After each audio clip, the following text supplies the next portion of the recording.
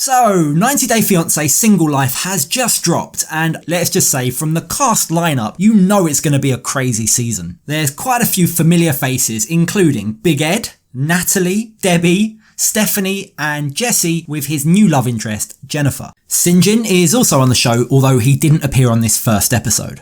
Now, right off the bat, let me just say, it's very difficult to take Ed's storyline seriously when literally a day before the new season dropped, there's engagement photos being circulated of him and his supposed ex, Liz. Now, I'm sure the 90 Day production crew must have been fuming with the timing of that release because, yeah, we know that in the present day, he's engaged to Liz, and yet we're meant to buy into the whole storyline from the show that he's single and back dating. So let's put the present day to one side and let's talk about what we learned in the show. As we've all come to expect from Big Ed, there's a lot of cringy moments. Ed wants us to believe that he's a brand new man. He's apparently lost weight and he's ready to start a new chapter by saying goodbye to his long hair. Now, I've got no idea why he bags up and takes his hair home with him, but yeah, he tells us that after the breakdown of his relationship with Liz, he's ready to date older ladies instead of girls in their 20s. I am not at all whatsoever interested in dating anybody in their 20s. I'm done. My ideal partner would be between the ages of 38 and 44. So what's he looking for in a potential partner? I want someone that is committed, trustworthy, respectful, is attractive, doesn't want kids, communication skills, sense of humor, tiger in the bedroom, does not want to friend zone me, and they have to love me. Now, despite his daughter Tiffany's requests that Ed goes slow and doesn't jump into anything right away, Ed's actually lined up a date with a lady named Mia. The thing is, he's clearly not over Liz yet. As he's getting ready for his big date, he slips up. My plan is to take Liz, I want to take Liz, me. My plan is to take Mia swing dancing. But whether or not he's got Liz on his mind, Ed's hoping he might get lucky tonight. And hopefully we'll come back to the hotel. I'm just kidding. And oh my gosh, I apologise in advance for this clip, but he claims if he does get lucky, well, let's just say he's got a lot of transferable skills from his time with Liz that he might be able to use with Mia too. I never given a woman multiple orgasms in my life, and yeah, I did that. Oh gosh. So, what do we learn about Mia? Well, she and Ed apparently met at a friend's barbecue, and she wants us to believe it's his personality, not the chance of 5 minutes of fame, that apparently attracted her to him. How does the date actually pan out? Well, Ed picks up Mia in a car that's completely unsuitable for a guy of his height. I wish this thing came with a ladder. And then he puts his foot in it right away by asking, okay, so can I ask what your genes or what's your... My nationality? Nationality. My parents are from El Salvador. Now, Ed takes her to a dancing class because he wants to impress her with his silky moves. And then they head over to a restaurant where the conversation is kind of strained and eventually turns to his ex, Liz. And it's safe to say, at that point, it all starts to crumble. I had to. Don't cry. Sorry.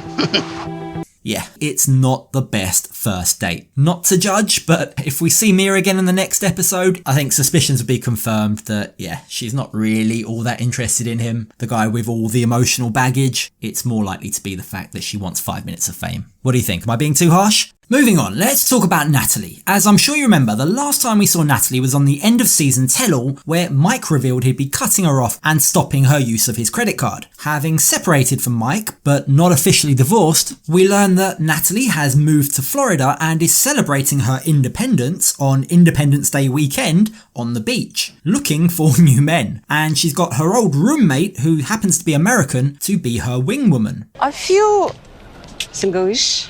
Okay. I'm still married on papers. I was Natalie's roommate for a short period of time in St. Petersburg. I think she could use like a wing woman because Natalie's just really shy and uncomfortable being single again. Only problem is, she needs a bit of help with her small talk. Hi! All right, thank you. Thanks.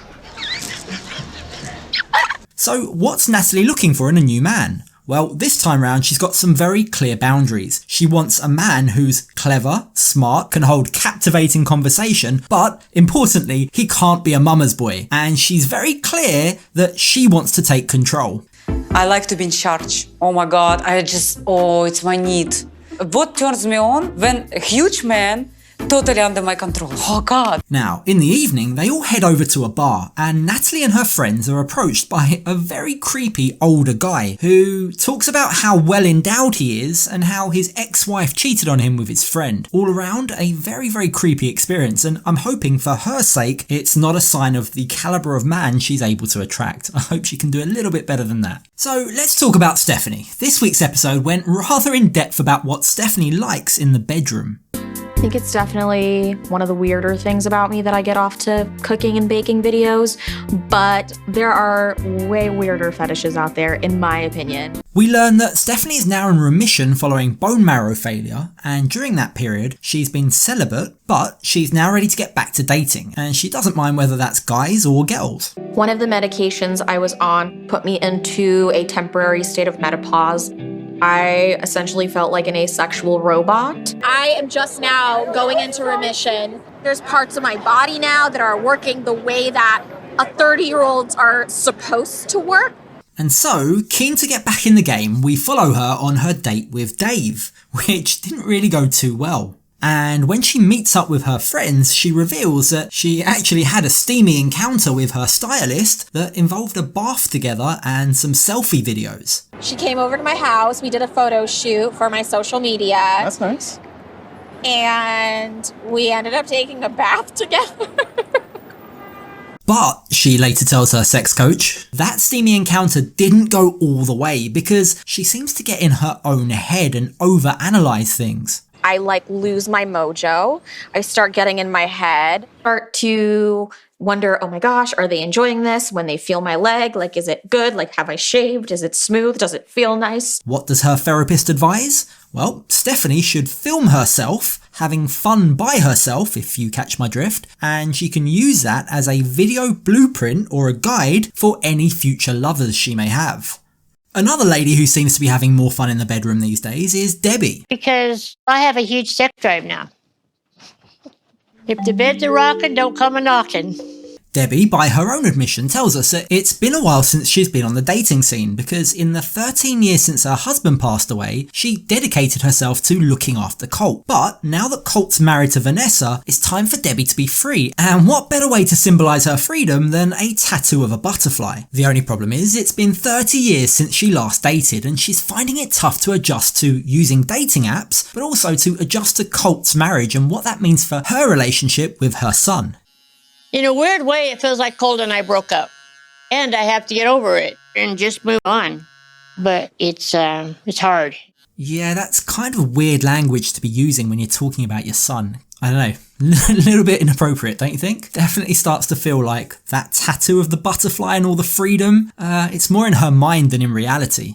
And there's another problem as well. So although Debbie is meeting new guys and by the sounds of things having a fun time doing so. You know, you brought over your gentleman caller. Yeah. You need your privacy for sure. The problem is Colt, Vanessa, Debbie and any romantic partner that Debbie may bring back home, well, that's a lot of people under one roof. And that's when Colt drops a bombshell. He and Vanessa, who we already know from past seasons, have quite an active love life. Well, they've decided that it's time for them to move out. And so they inform Debbie in actually quite a nice way. It's quite a gentle thing, but they inform Debbie that they're going to let the lease on the property that they're all staying in expire. Now, the lease has 3 months to go, but when they break the news to Debbie, she totally freaks out.